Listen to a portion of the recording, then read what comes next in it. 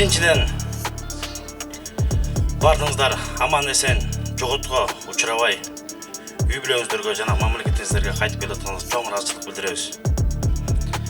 Бардыгыбызга маалым болгондой, коңшу Бордош казак элинде терс, жат көрүнүш окуялар болуп өттү. Ага биздин мамлекетибиз, элибиз жөн карап турбастан, сын айтып карап турбастан Қазақстан мамлекетинин тынчтыгын, бейбилдик жашоосуна кичинекей болсо да салымыбызды кошуп келдик десем жаңылышпайм.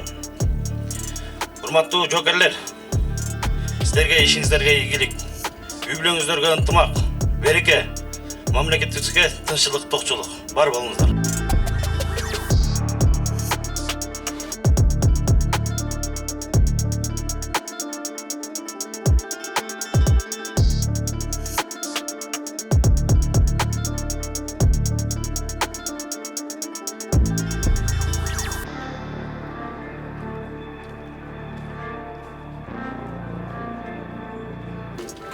Жолдош полковник, Кыргыз Республиканын аскердик контингенти Республика Казакстандан күчүрмө тапшырманы аткарып келди.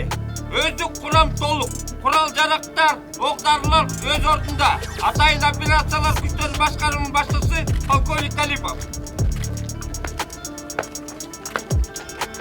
Саламатсыңарбы, жолдоштор?